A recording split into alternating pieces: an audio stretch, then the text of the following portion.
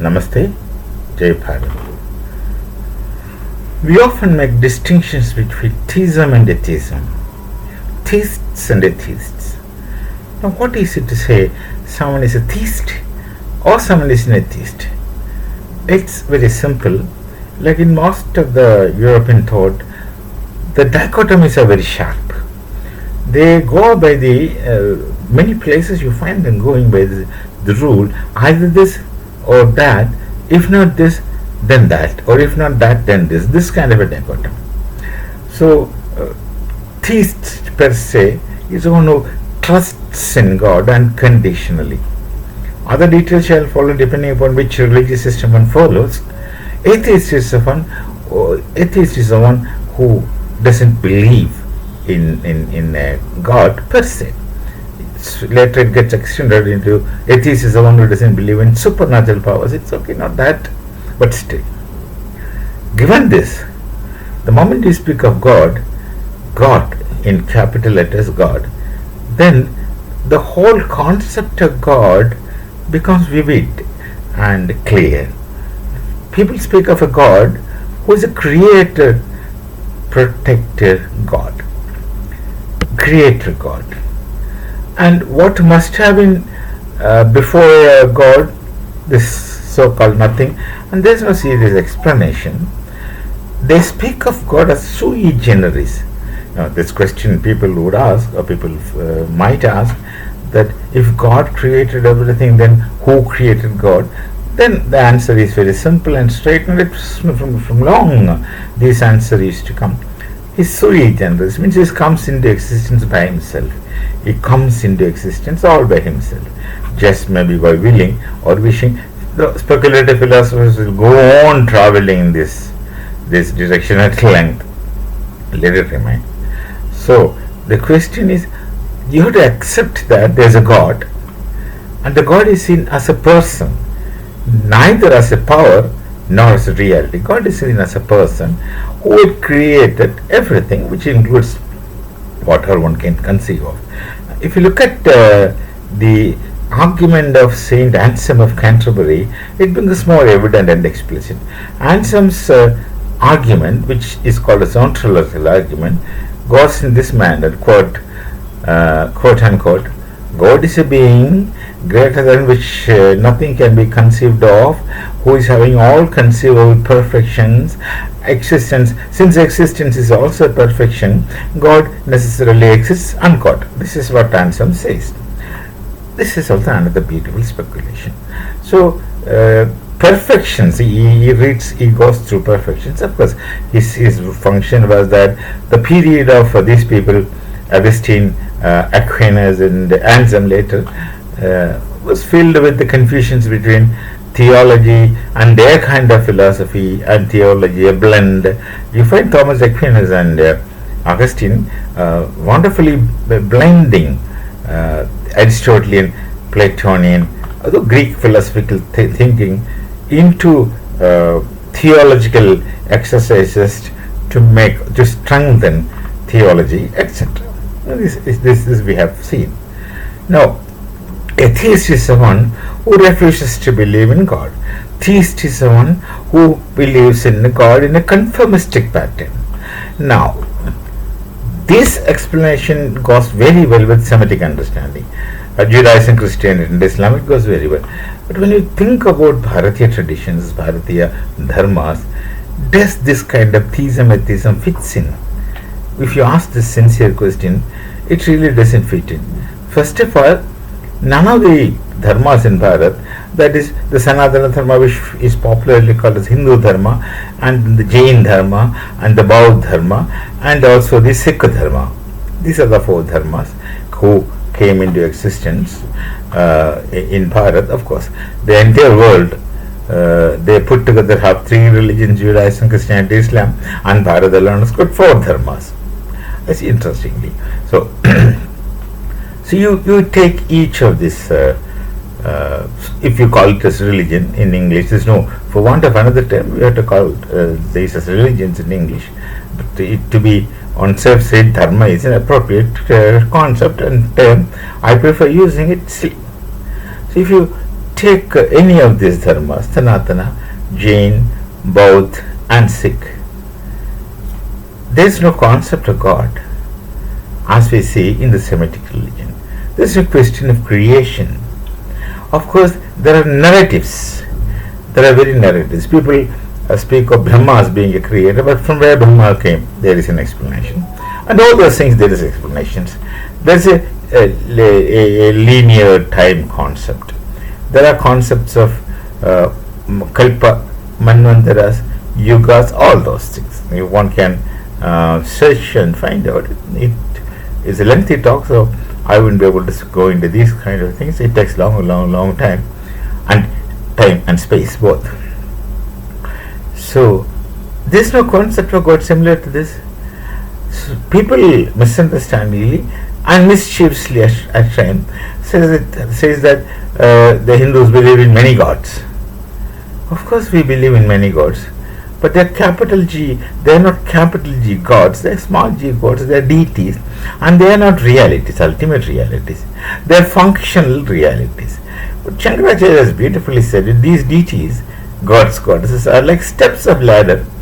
You use them to go up intellectually to the level of the ultimately real. There is a question of ultimately real in the Veda Upanishadic knowledge tradition. There is one ultimate reality, and they speak about ultimate reality in a very complicated manner. I mean, very complicated but very scientific manner.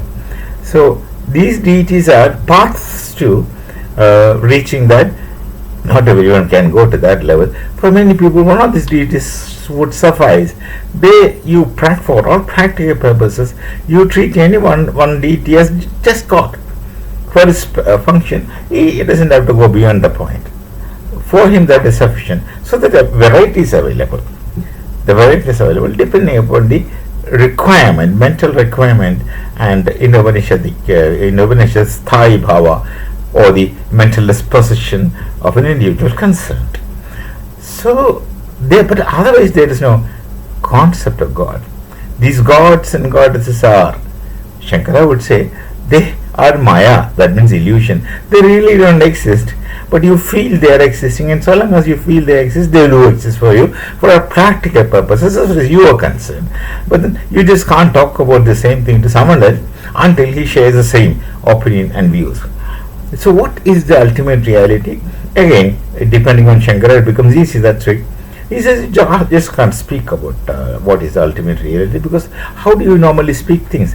You have to talk about things in terms of their attributes, and the ultimate reality is beyond having any attributes, beyond having any shapes, beyond occupying any space, any time. So you can't speak. The way you understand things and the way you discuss things are through attributes and qualities and all kinds of things which the ultimate reality is supposed to be beyond.